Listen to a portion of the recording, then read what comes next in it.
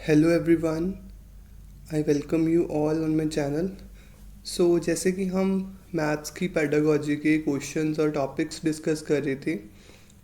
इस वीडियो में हम उसके नेक्स्ट क्वेश्चन आंसर्स की एक सीरीज़ करेंगे। सो इन वीडियोस से आप pedagogy of mathematics PS TET और सी टेट के लिए प्रिपेयर कर सकते हो।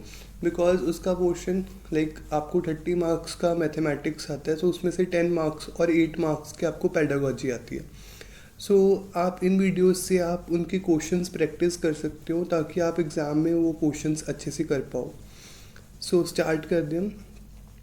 Types of curriculum used in our education system should B.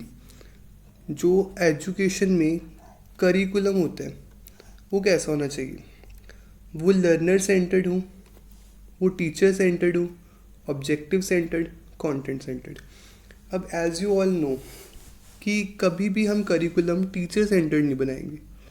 Because हमारा जो एम होता है कि वो लर्नर्स यानी कि स्टूडेंट्स तक हम अपना अपना उनको अच्छे से सारा कुछ पढ़ा सके ताकि वो विजुअली हर तरीके से ऑल अराउंडर उनकी डेवलपमेंट हो सके। It will never be teacher centred, right? Not content centred, right? Content centred भी कभी भी नहीं करिकुलम हम बनाएंगे। ऑप्शन बचती है लर्नर सेंटर और ऑब्जेक्टिव सेंटर्ड। अब आते हैं कि जो टीचिंग मेथड होते हैं, टीचिंग मेथड हमेशा क्या होना चाहिए? हमारा लर्नर मेथड, लर्नर सेंटर्ड।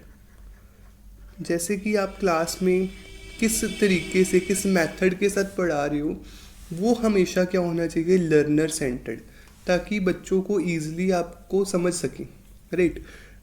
और जो आपका करिकुलम है वो हमेशा क्या होना चाहिए? Objective centred. मतलब आपका ऑब्जेक्टिव क्लियर होना चाहिए। जैसे मैथ्स में अपने करिकुलम बना रहे हो तो आपको क्लियर होना चाहिए कि आप बच्चों को क्या सिखाना चाह रहे हो। आप जैसे मान लीजिए आप उनको विजुअली चीज़ों को समझना सिखा रहे हो, मान लो मेंसुरेशन है, वो विजुअली उनको समझ सकें, है ना? इस तरीके से आपका क्या ऑब्जेक्टिव है। हमेशा जो करिकुलम होगा वो क्या होएगा? Objective centred. और जो आपकी टीचिंग मेथड होगा कि जैसे ही आपने क्लास में पढ़ाना कैसे है, वो आपका किसके ऊपर बेसिस होगा? लर्नर के ऊपर। टीचर सेंटर्ड और कंटेंट सेंटर्ड आंसर कभी भी नहीं आते। टीचर के ऊपर कभी भी कुछ डिपेंडेंट नहीं होता। टीचर को अकॉर्डिंग टू लर्नर्स ही चलना पड़ता है, हमेशा टीचर सेंटर्ड कुछ भी नहीं होता। Next question is BS Bloom educational process include. BS Bloom educational process includes educational objectives, yes. Learning experiences, yes. Change in behavior, yes. Bloom's के according answer is all of the above. Bloom's के educational process में obviously educational project objectives include है। जब भी हम कोई भी educational process करेंगे तो उससे सबसे पहले हम उनके ऑब्जेक्टिव सेट करेंगे, है ना, कि उनका ऑब्जेक्टिव क्या है। सेकंड है कि आप क्या करोगे? लर्निंग एक्सपीरियंसेस गेन करोगे। लर्निंग एक्सपीरियंसेस के बाद आप चेक करोगे कि चेंज इन बिहेवियर हो रहा है कि नहीं हो रहा। All of the three are included. Answer is all of the above. Next question is the curriculum is developed in a view of. Curriculum कैसे डिवेलप होते हैं? का व्यू क्या है? मतलब उसका व्यू क्या होना चाहिए? Educational objective, child development, national development. Curriculum को हम ऐसे डेवलप करते हैं जैसे कि नेशनल करिकुलम फ्रेमवर्क हुआ था 2005 में, जो कि रिफॉर्म लेकर आता है एजुकेशन सिस्टम में। वो उनका बेसिस होता है नेशनल डेवलपमेंट, ठीक है। व्यू क्या होता है? National development. बिकॉज एक नेशन तभी डेवलप कर सकेगा अगर उनके जो यंग जनरेशन है, जो मान लीजिए जो स्टूडेंट्स है, वो करिकुलम फ्रेमवर्क नेशन की डेवलपमेंट के अकॉर्डिंग ही सेट किया जाता है। Answer will be national development. Next question is the lesson plan means the detailed description which a teacher completes in a। एक लेसन प्लान की ਹੁੰਦਾ है कि एक डिस्क्रिप्शन ਹੁੰਦੀ ਹੈ जो टीचर कदों कंप्लीट करता है? एक डेफिनेट पीरियड के अंदर, एक इनडेफिनेट पीरियड के अंदर, एक फुल डे के अंदर, नन ऑफ द अबव।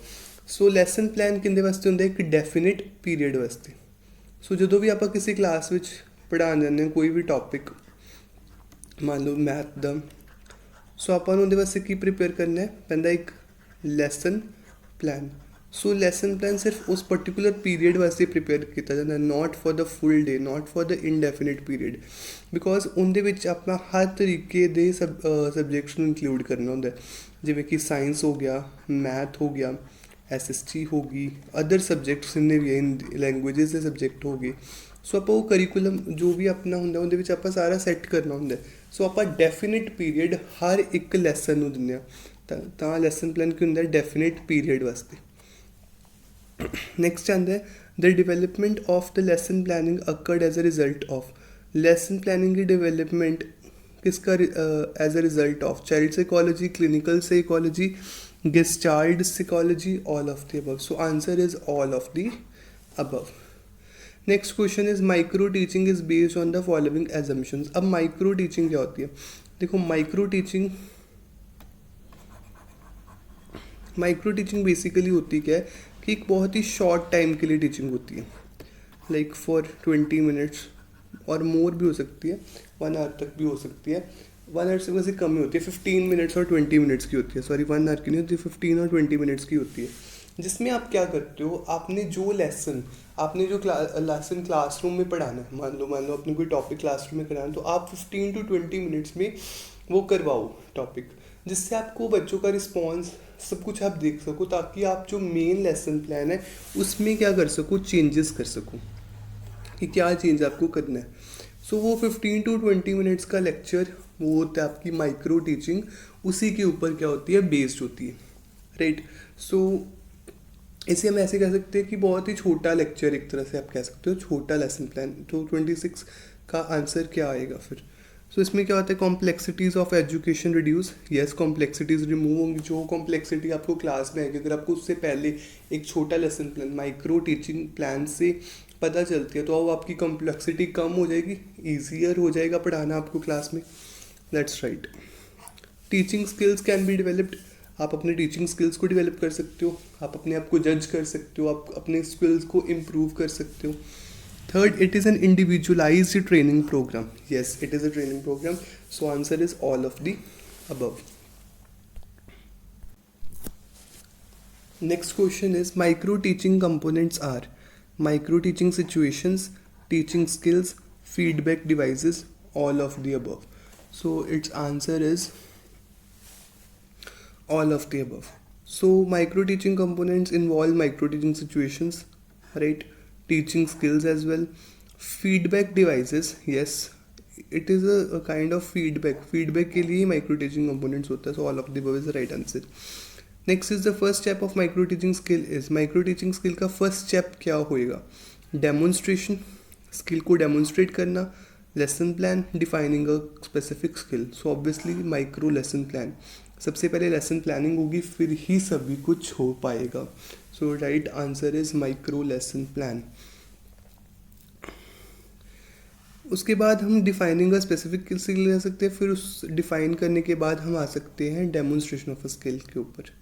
सो इस तरीके से ये प्रोसेस चलेगा। सबसे पहले होएगा micro lesson plan,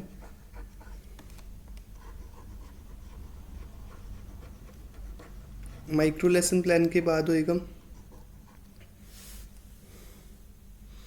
defining a specific skill, defining a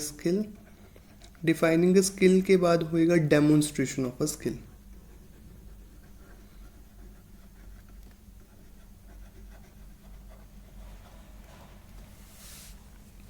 next आता है हमारे पास आइडियल लेसन प्लान। एक आइडियल लेसन प्लान क्या होएगा, objective based on previous knowledge based on teaching लगे, यस ऑब्जेक्टिव बेस्ड भी होगा, उसके प्रीवियस नॉलेज के ऊपर भी बेस्ड होगा, प्रीवियस नॉलेज के ऊपर बेस्ड ही लेसन प्लान होना चाहिए। सो उसका फर्स्ट पार्ट होता है प्रीवियस नॉलेज पता होने, क्योंकि देखो जो पहले पढ़ाया आपको उसको उसकी कंटिन्यूएशन ही नेक्स्ट चैप्टर होगा। ऐसे नहीं है कि हम पहले एक लेसन प्लान कुछ और था और नेक्स्ट चैप्टर बिल्कुल न्यू आ गया, उसको कंटिन्यूएशन ही रखनी है। Third is based on teaching levels, yes so answer is all of the above. Next question is structure of the unit is based on. Structure unit की कैसी होनी चाहिए? So structure of the unit is based on subject matter, yes. Unit involves subject matter. Teaching objective, yes. So answer is both 1 and 2. So unit involves both subject matter. Subject matter is the main matter which unit includes, and also the teaching objectives. So it involves both. Administration of teaching unit involves, अब administration of a teaching unit involves, so it involves introduction होएगी, उसके बाद presentation होएगी, उसके बाद evaluation होएगी. सो तीनों ही आएंगे answer, all of these. Introduction, then presentation, then evaluation. Next question is the unit approach gives importance to.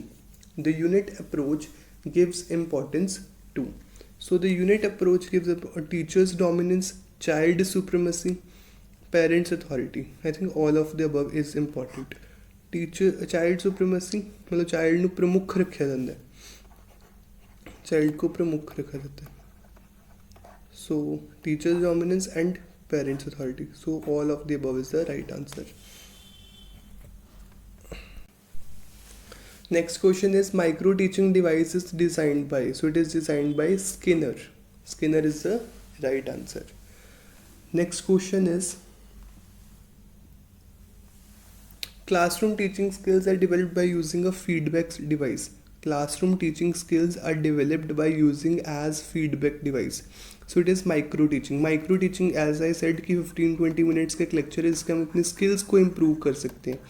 Skills को इम्प्रूव करना कि हम एक छोटा लेसन प्लान पहले दे देंगे, अपना मेन कंटेंट जैसे जो मेन लेसन प्लान है उसकी जगह पर छोटा लेसन प्लान, उससे हम अपनी फीडबैक एक तरह से ले सकते हैं कि हम उसमें रिफॉर्म कर सकते हैं, चेंजेस कर सकते हैं.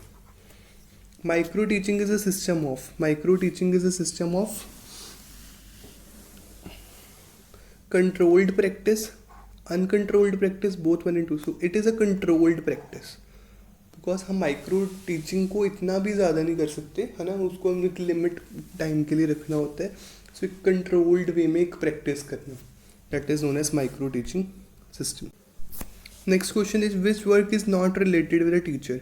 टीचर के साथ इनमें से कौन सा वर्क रिलेटेड नहीं है?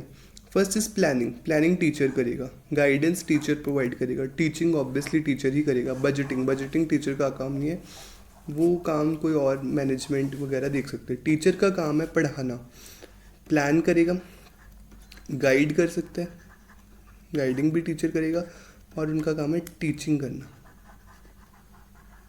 सो बजटिंग उनका काम नहीं है. Next question is which point is not included in the professional skill of the teacher.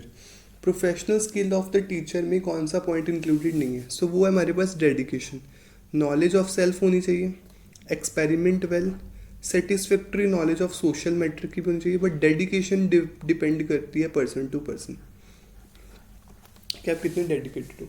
आपकी नॉलेज चेक होगी, experiment well, satisfactory knowledge of the social matter, that's it. It is not included in the professional skill of the teacher.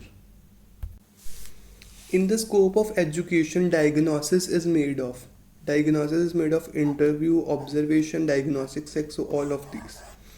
Meaning of the word heurisco. So the meaning of the word heurisco is to discover. ये question similar question PS CHET 2018 में भी पूछा गया. ह्यूरेस्को का मतलब क्या है? ह्यूरेस्को का मतलब है to discover. The method is based on scientific method is induction, project, speech, none of this. So project is a scientific method. So this is it for today guys. Next video में हम next questions के साथ मिलेंगे.